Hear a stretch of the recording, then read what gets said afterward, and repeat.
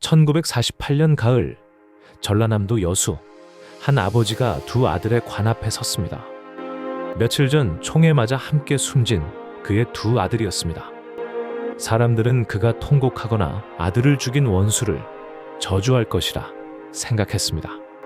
그러나 그가 두 아들의 관 앞에서 입을 연 것은 저주가 아니었습니다.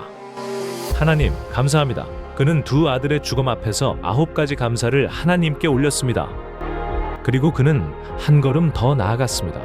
두 아들을 죽인 그 청년이 사형을 앞두고 있을 때 그는 그 청년을 살려달라 애원했고 끝내 자신의 아들로 삼았습니다. 이분이 어떻게 그런 인생을 살아냈을까요? 진리와 자유 거인들의 발자국 제16편. 손양원은 1902년 경상남도 함안에서 태어났습니다. 아버지 손종일은 3.1운동에 참여한 독립운동가이자 독실한 신앙인이었습니다. 그는 어린 시절부터 일제가 강요한 우상 숭배에 강하게 저항했습니다. 학교에서 궁성요배를 거부해 퇴학을 당하기도 했습니다. 청년이 된 그는 신학의 길을 걸었습니다. 그리고 그의 인생에 한 사람의 영적 스승이 들어왔습니다. 바로 일사가구의 주기철 목사였습니다. 우리가 이 시리즈 5번째 편에서 만난 바로 그 사람입니다. 주기철에게서 신앙의 절개를 배운 손양원은 한 가지 특별한 사역지로 향했습니다. 바로 전라남도 여수의 애양원이었습니다. 세상과 가족에게 버림받은 한센병 환자들이 모여 살던 곳이었습니다. 당시 한센병 환자는 모두가 두려워하고 피하던 사람들이었습니다. 그러나 손양원은 그들을 가장 가까이에서 품었습니다. 그는 환자들의 상처를 직접 만지고 돌보았으며 그들과 한 밥상에서 음식을 나누었습니다. 모두가 외면한 사람들에게 그는 가장 따뜻한 한 사람이 되어주었습니다. 사람을 사랑하는 그의 마음은 그렇게 분명했습니다. 그러나 사람에게 가장 따뜻했던 그는 거짓된 사상 앞에서는 누구보다 단호했습니다.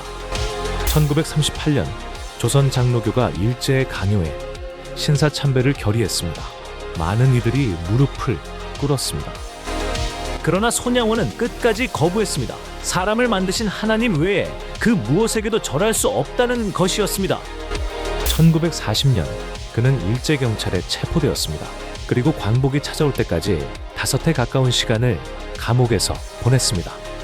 차디찬 독방에서 외로움과 추위와 배고픔과 싸우면서도 그는 끝내 신앙을 굽히지 않았습니다.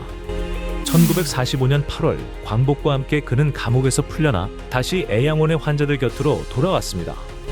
이제 평화가 찾아오는 듯 했습니다. 그러나 광복된 조국에는 또 다른 비극의 씨앗이 자라고 있었습니다. 1948년 10월 여수와 순천 일대에서 좌익 세력이 무장 봉기를 일으켰습니다. 같은 민족이 서로를 향해 총을 든 비극이었습니다. 그 혼란의 한복판에서 손양원의 두 아들이 표적이 되었습니다. 예수를 믿는다는 이유였습니다. 큰아들 손동이는 23살, 작은아들 손동씨는 18살이었습니다. 두 형제는 전도를 하다가 함께 총에 맞았습니다. 두 아들의 죽음 앞에서 손양원 부부는 무너지는 슬픔에 휩싸였습니다. 그러나 그 슬픔의 한복판에서 그는 다른 기도를 드리고 있었습니다. 저 영혼이 불쌍해서 어쩌나. 내 아들들은 천국에 갔지만 저 청년은 회개하지 못하면 어찌 되는가.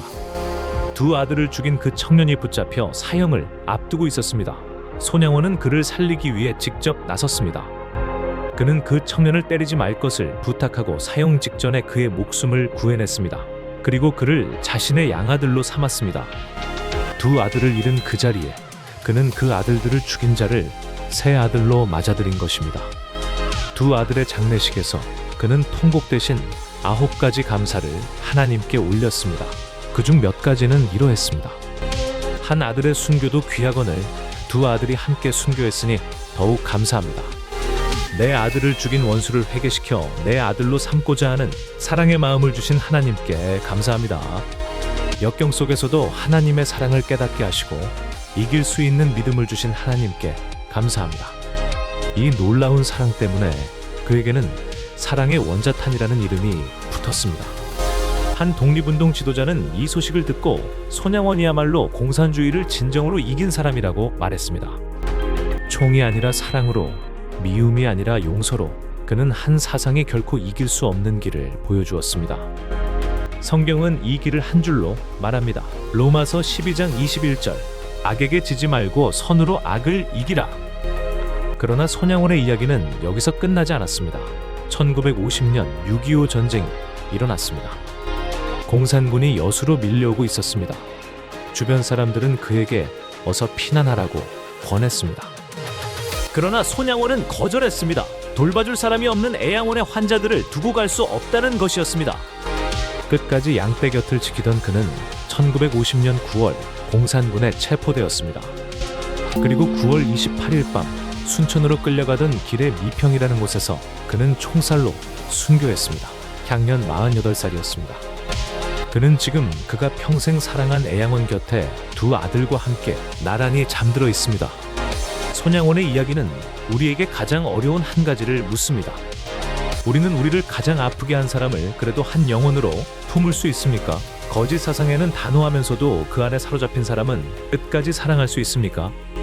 두 아들을 잃은 자리에서 원수를 아들로 품게 하신 그분이 오늘 영상을 보고 계신 여러분에게도 같은 사랑을 건네십니다. 악에게 지지 말고 선으로 악을 이기라. 오늘 이 거인의 발자국이 여러분 마음에 닿았다면 구독과 좋아요로 이 채널을 함께 지켜주세요. 또 한 사람의 거인이 우리 곁에 일어서는 그날까지 진리와 자유였습니다.